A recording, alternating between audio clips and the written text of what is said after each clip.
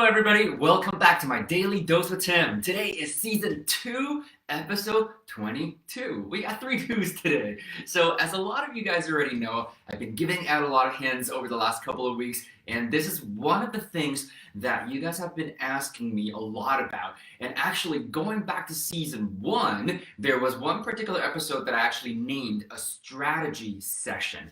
Okay, so what that really means is, as I keep saying, all we really need is a plan. Because a business that fails to plan plans to fail. And same thing on a personal finance level, in my opinion. And so this really is more about this whole section that we're going to be covering now over the next few days. I don't know how many parts we're going to do yet. However, today is part 1 of 5 ways to financial freedom in 5 years or less. Honestly though, once you actually understand the formula and the trick and have somebody holding you accountable and that you got skin in the game and there's stake involved, most of the times, most of us will achieve that number within 5 years or less, unless you stray away from the original plan that maybe your coach and your mentor have actually set out for you. Now, the reason why I really wanted to do this whole part and actually really excited to do this part is because I truly want to show all of you guys that are watching how attainable this actually is. Because I understand that the whole concept of financial freedom, I think it's just been thrown around for so long and so much these days, especially the fact that we're all consuming a lot of content online these days, on social media especially, and this is coming to you via Facebook. So that's totally okay. But if you just really dial back for a little bit and just really think about it, okay, this is why I continue to emphasize on the definition of what financial freedom truly is, because in this particular case, definition matters. And what that really ultimately means is that financial freedom, by definition, you've heard me say this again and again, because so many people automatically think that, oh my God, I'm going to become a multimillionaire, I'm going to become a billionaire, I'm going to live life like Jeff Bezos or Mark Zuckerberg because I'm going to have so much money in my bank account that I don't even know what to do with it. Sure, it's going to happen at some point.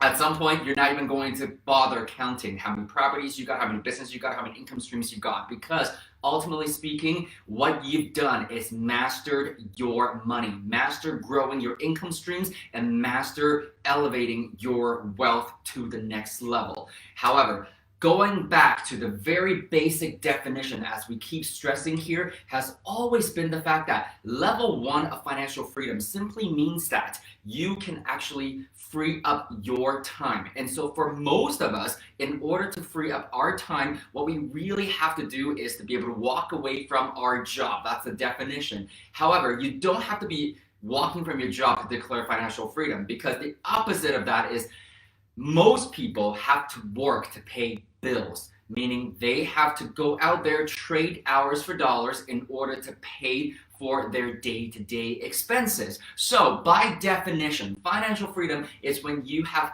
passive income, and depending on the industry that you're in or have been exposed to, you might also be able to call it residual income. However, there's still a fundamental difference there. In real estate, most of the times we use the term passive income, okay? That just means that you're not actively pursuing it. You may have at one point in time, especially during the acquisition process, because you got to be able to obtain, attain, and acquire something, or in our case, a piece of performing asset or multiple pieces of performing assets in order for you to create the passive income that you need to cover all of your basic expenses. And remember, this was the homework from the first week as well. So that was one of the main reasons why you were given the homework and an assignment to really go back.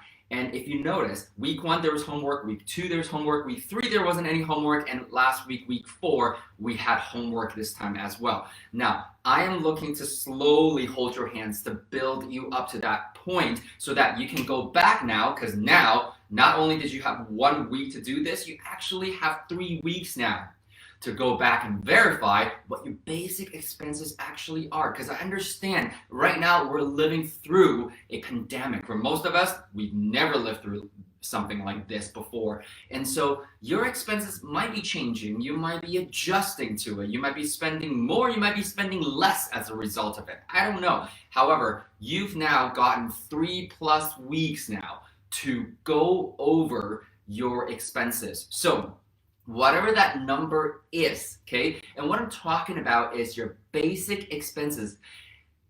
Meaning, we're not talking about maybe going out to dine out. Not that it probably happens a lot these days. I guess it depends on where you are in the world. I know I got still friends watching here in Taiwan, and Taiwan is one of the countries that have done the best in terms of handling the COVID situation. So many of my friends, you guys are still going out there and dining out every day. I see your Instagram posts, I see your Facebook posts. I'm so jealous. Anyways, besides the point, I digress. The idea is this is not including any sort of lifestyle items. So this only needs to account for all of your basic expenses. So for most of you, that will be either rent or mortgage payment, property taxes, property insurance, your utility bills, your cell phone, cable, internet, your groceries, and if you got other things like cars, then you would have car payments maybe, gas money, all that kind of stuff. Add it all up. And if you're like me, you have pets, you want to add it up as well, okay? So there was another episode that we did back in season 1 that also covers that. So I'm gonna tag those 2 episodes in the comment section just in case you weren't following season 1 just yet, okay? So that's what we're talking about here. So 5 ways to financial freedom in 5 years or less. So depending on which country you live in, which city you live in, obviously depends on how much you actually get to keep of your earned income. A lot of times it really does vary. However, just because I currently live in Canada, I'm going to use the Canadian numbers as the average, which is anywhere between $4,000 to $7,000 a month for every single household. So $4,000 to $7,000 on a monthly basis. I'm just gonna say, for demonstration's sake, moving forward for this particular segment, so every single part, I'm gonna refer back to the $5,000 mark, okay? The $5,000 mark on a monthly basis. That's the figure that we're going to be using. So the point is though, the $5,000 mark really covers all of your basic expenses. And so if you actually want to do something else at the next level, then that's usually what we call your job replacement income. And this is why so many of us, we want to walk away from jobs. I mean, whether or not we love it or hate it or somewhere in between or indifferent just because it pays the bills. Regardless, I think it's hard to dispute the fact that most jobs are kind of like your golden handcuffs, right? They make you feel like they're trapping you, and they are in a way, and it's golden because, you know, they're paying you every single month or bi-weekly, depending on how often you get paid. The whole point is though, most of us, when we have a job income, that income pays us just enough so that we can pay for all of our bills and maintain a certain level of standard of living, and maybe just a little bit of extra that will allow us to go out and have some fun. So we used to, you know, for most people, that usually means being able to go away to travel. Once again, that's not really happening a whole lot. So, or eating out, hanging out with friends, partying, buying presents, buying ourselves nice gifts that, you know, we deserve, that sort of thing. That's usually what a job income does. And so that's usually what I would call financial freedom number 2. And then the next number, the gap is usually fairly big, which is what I would typically call the do whatever you want, however you want, whenever you want number, okay? And so what that really means, I'll give you a really quick example on a personal level, just because, again, some of you guys already know that I live with 5 different autoimmune disorders on a daily basis, and I have to do a little injection just to kind of keep my condition under wraps. And what that really means is that as much as I love traveling and I love flying, it's actually very, very difficult for my back and my spine. And so I have this rule, and I've actually loosened it up. Once upon a time, anything that's over 4-hour flight, I would definitely upgrade myself and go into either business or first class. And especially on international travel, anything longer than 6 hours, definitely it's flatbed traveling. There's no argument on that. And again, that's just something that I want to do for myself. But at the same time, though, it does require money. It does require resources. And it's very much kind of like what my mentor was saying in terms of what financial freedom really means. And, as you elevate yourself or you move up the ladder, even within the financial freedom bracket, is it just gives you more options. We're not denying the fact that money does not buy everything. However, it does buy you options. And so the best analogy that I can give you is very much borrowed from one of my mentors, Pip Stalick. He says, you know what? If you have $5 to go for lunch versus if you got $50 in the pocket that you can spend on lunch, your options are going to be vastly, vastly different. Okay? And so that's really what we're talking about here. However, I just want to make sure that we're all aligned on the fact that over the next few days, as we go over this entire topic, the 5 different ways to achieve financial freedom in 5 years or less, we're going to be using the $5,000 a month mark. And so some of you guys have seen me do this module in the past as well. I call it the 555 module. So there's so many of them. However, the first thing that you need to know, we're not going to dive into numbers today, because remember, everything starts here. And everything starts with a purpose and an intention. And that really translates into your why. Because it's really funny. Over the last 10 years now, especially ever since I decided to invest in my financial education, I've seen so many people come and go and been exposed and presented the same opportunity as I was over a decade ago, and they did not grab it.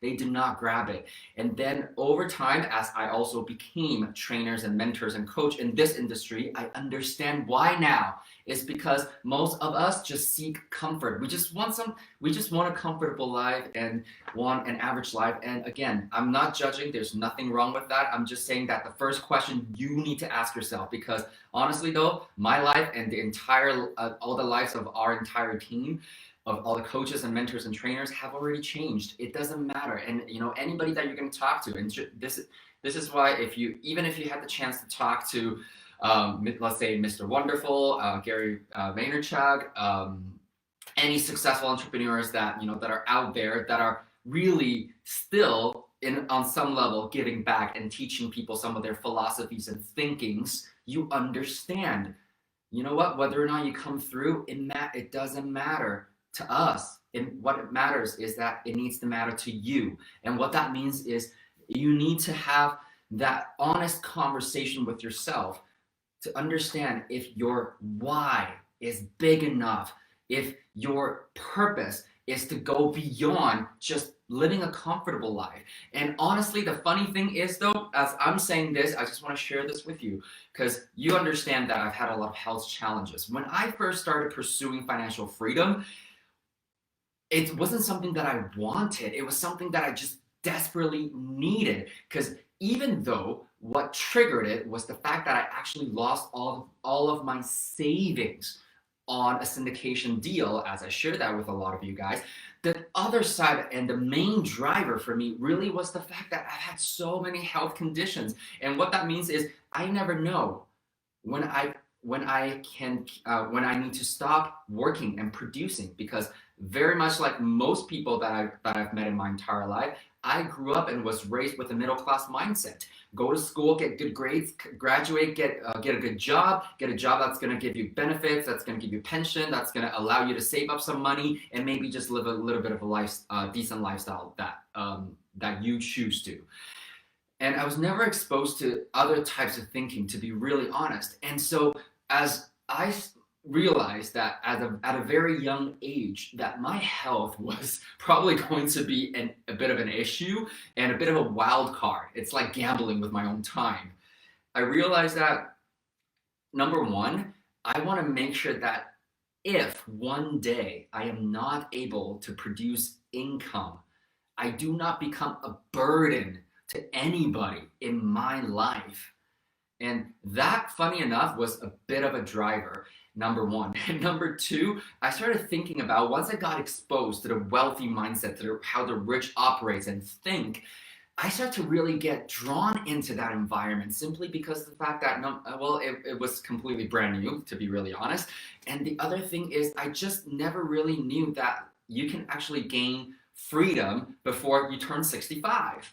And so as all those factors started to really come into my life, I realized, hey, you know what? Financial freedom is not something that I want. Financial freedom is a must because I also do not qualify to buy any sort of life insurance to protect not just me, but the people around me should anything happens to me. And so what that really meant is that I had to learn how to build multiple income streams plus building my asset as I go without leveraging other vehicles. And I did leverage other vehicles in the beginning, which is my retirement savings fund, my in Canada we call it TFSA, tax-free savings account, and your regular savings and buying company stocks, and none of those did really well at all. And I also had a little condo that I lived in and that I was paying extra money towards knocking down the mortgage. And as you guys know now, right now, understanding the difference between good debt versus bad debt, you will know as long as your property is an asset, meaning that it's putting money into your pocket and your debt is settled, that means it's a good debt. So once you understand that, your life can start to change. And this is why this entire thing with my Daily Dose with Tim really is focusing a lot more on helping you fix your relationship with money and really elevating the general financial education and literacy, okay? And so that's really truly my hope. However, coming back here, it's really about your why. I know I just shared another why of mine, but this should be your why. And so I know for a lot of you, you talk about wanting to travel. However, I understand that most of us, we always put families first as well. So in that, it comes down to what kind of lifestyle, what kind of life standards, what kind of contribution you want to actually make for your family. Because one of the things that I always say is that, you know what, especially if you're seeking financial education and financial freedom more so, when you're face to face with a coach, with a mentor, basically somebody who is already enjoying and living the financially free life, you need to be able to show them that you want this more than they want it for you. And I'm not gonna lie, you know what? I want this for every single person. I really do. And it's a lot more attainable than what most people think, as I keep saying over and over again. However, you need to show that you actually want it for yourself. And this is why even in the industry that we're in, it's always a hand up, never a hand out. Never a hand out. Because if you don't got skin in the game, you don't got stake in it, you never know how serious you are, to be really honest, okay? And so the thing is, one of my favorite quotes from Jim Rohn is that if it's important enough to you, you're gonna find ways to make it happen. And I'm paraphrasing now at this point. However, if it's not important to you, then you're gonna make excuses for it. So find out what really drives you. What is that end goal for you? And for those of you who have never been exposed to the concept of vision board or dream board, or really just visualization in terms of what the best life could be, look like for you, okay? I would highly recommend that you go onto your app stores and download a little app called Vision Board. Okay, I'm gonna put that in the comments section later for everybody as well.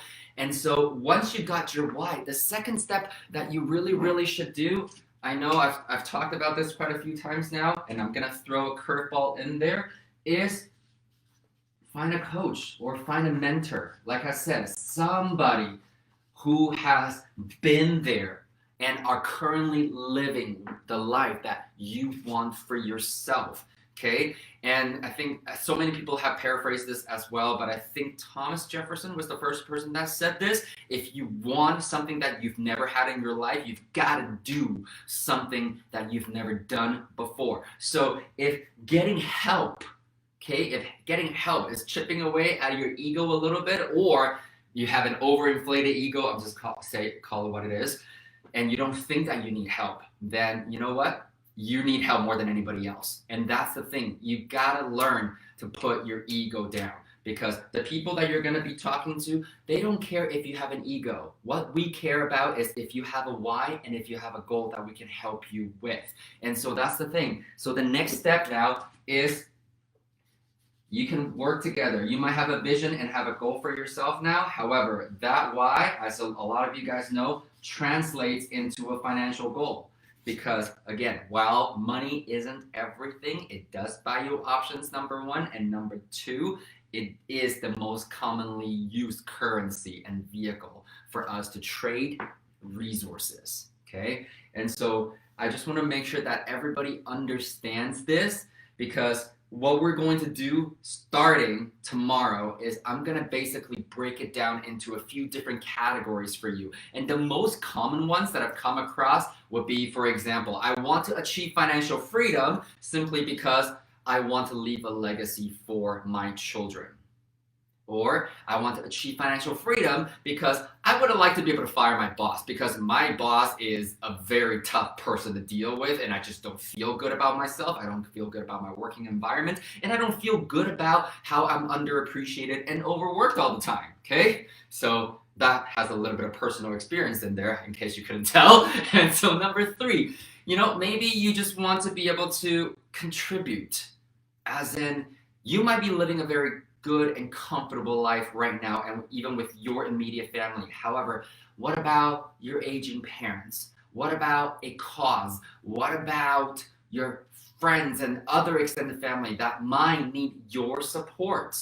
Whatever the case may be, you just want to play a little bigger than what you're currently doing with your own life. Okay, so that could be another reason as well. Another reason that I have is maybe you simply just want to elevate your living standards right now. So maybe your earned income from your jobs is not bad.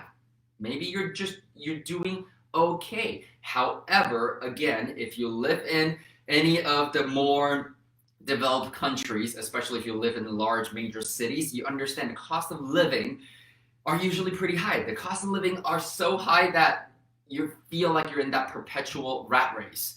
And so you want to give yourself that financial freedom, or a sense of financial freedom, by adding more income into your balance book on a monthly basis. That's another way to look at it as well. Or another way to look at it is, well, you know what? I'm actually doing quite okay. I've been doing my job for the last 10, 15, 20 something years now, and I'm about to retire, and I make decent money, and I'm not about to walk away from that. However, I pretty much realized that, especially with all the major market ups and downs, back in 12 years ago, global financial crisis, right now global pandemic, and just invest into regular ways, it's not really serving you anymore. So you're looking at your retirement and you're going, you know what? I'm gonna take a huge lifestyle hit by the time I retire. So I don't want any of that. So I want to create some more financial freedom for myself. And so within that, as you can see, I already mapped out the three different ladders, almost the three different steps. So there's so many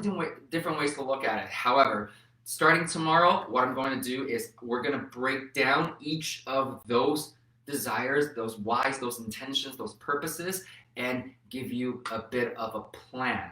Okay, so a plan, as you can see, is what I would usually call have a strategy. Okay, have a strategy to reach what you want to achieve. Okay, so that's what we're going to start doing starting tomorrow.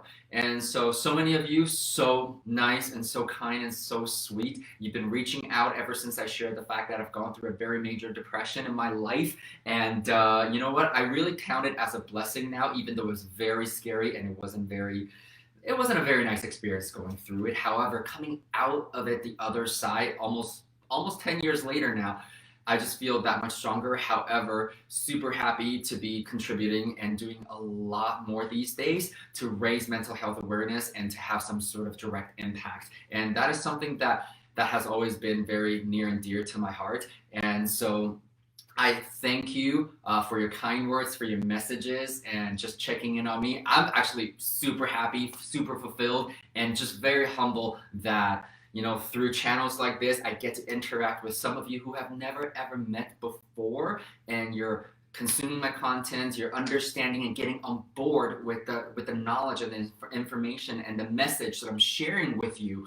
And not only that, you're sharing with others. And so I really, really, truly appreciate it. And honestly, I believe that life is very short and we have to make it meaningful for ourselves. Make sure that you have a purpose. Make sure that you have an intention. And if you need a coach and a mentor to work with you on that, make sure you reach out. don't ever shortchange yourself and play as big as you possibly can. And this is why every single episode I usually ended with live well, everybody. I'll see you tomorrow.